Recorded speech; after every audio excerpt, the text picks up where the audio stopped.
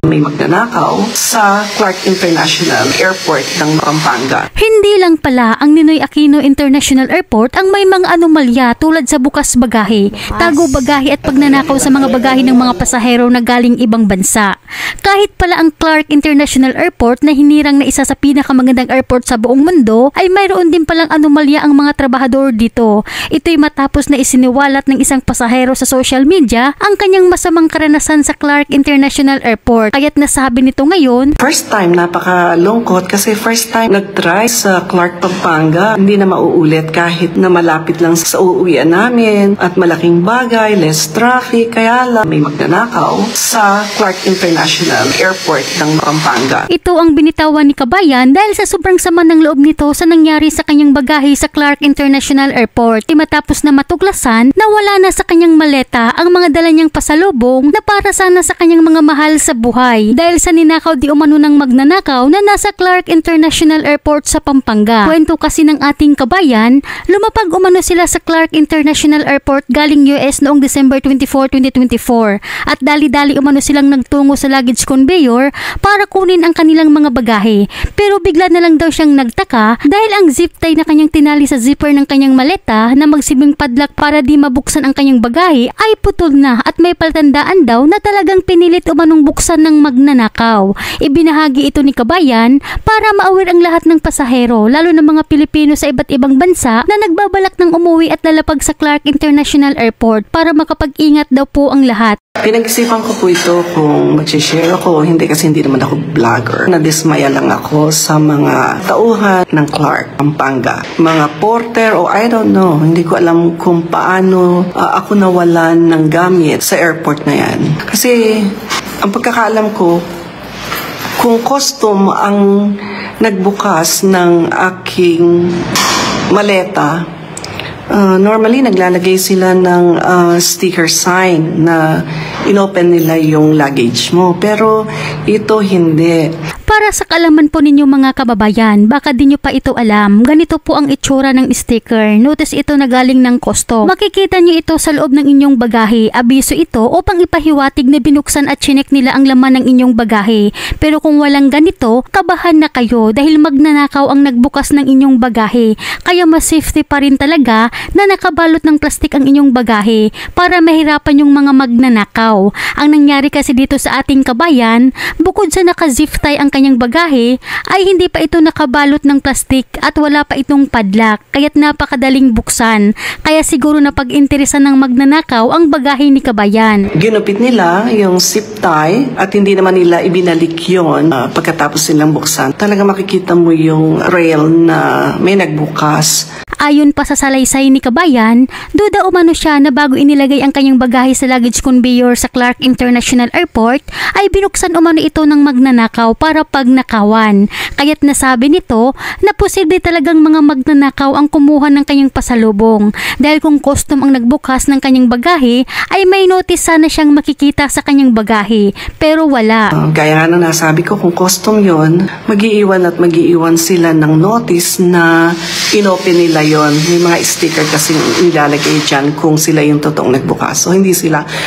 Sa madaling salita, ang gusto ko lang ipaalam sa mga kababayan natin dyan na galing ng US o galing pa ng kung saan pang panig ng mundo, maging aware lang kayo sa Clark International Airport. Pati sa NAIA Airport mga kababayan, mag-ingat rin po kayo dahil may mga nagtatrabaho rin po dyan na magnanakaw. Kaya nadadama yung mga matitino na nagtatrabaho sa airport. Napakarami nang nagrireklamo dyan ng mga pasahero.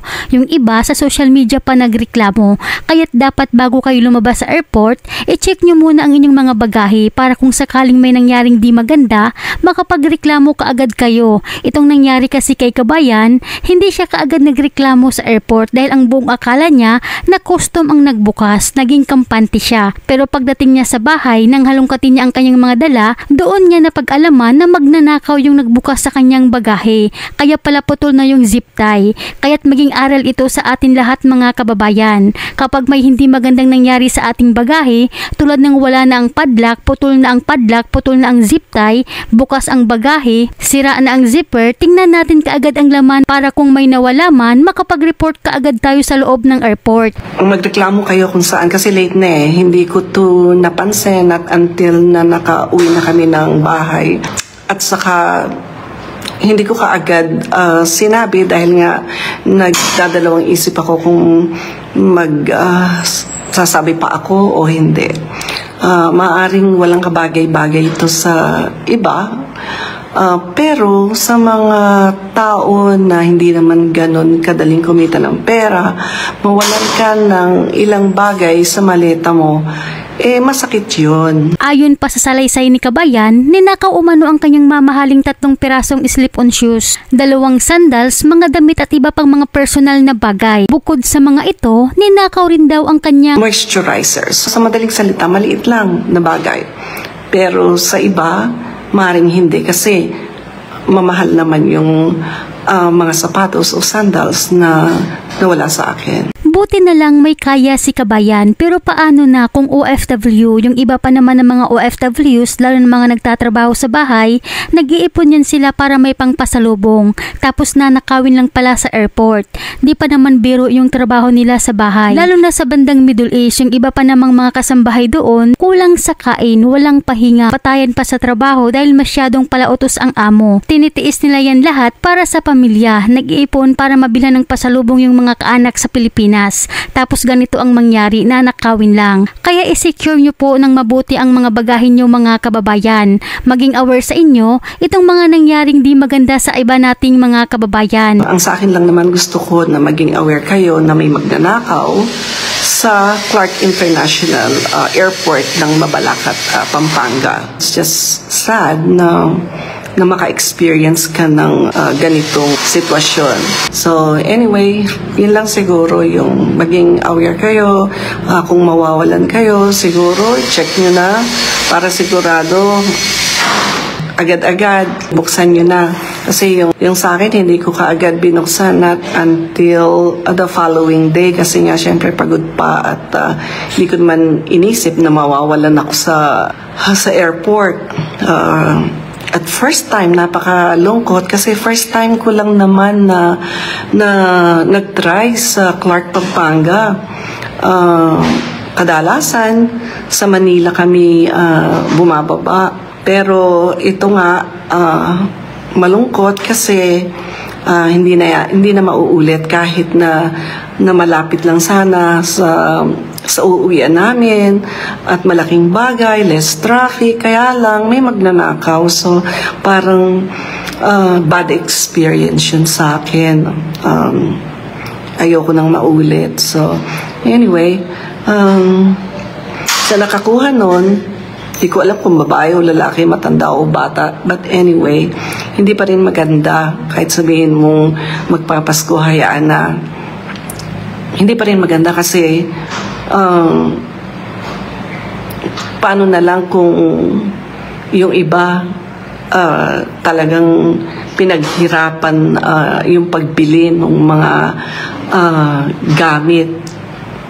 Paano na lang yun? Ako, masama ang loob ko kasi hindi dapat nangyari yun.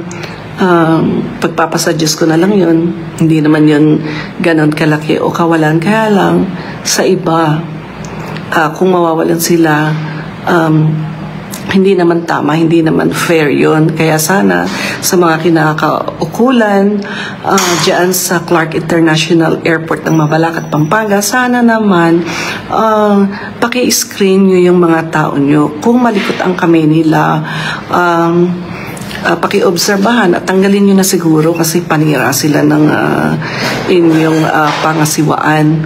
So sana magdulot ito ng aral sa lahat. Galing man kayo ng US o ibang lugar, sana mag-ingat po kayo dyan sa Clark International Airport. Kaya maging babala ito sa inyo mga kababayan. Napakahalaga po ng ganitong klaseng impormasyon para alam nyo na may mga nagaganap na pagnanakaw sa airport na inyong babaan para makapag-ingat po kayo. Hanggang dito na lamang po, mag-ingat po kayo palagi kung saan man kayo ngayon.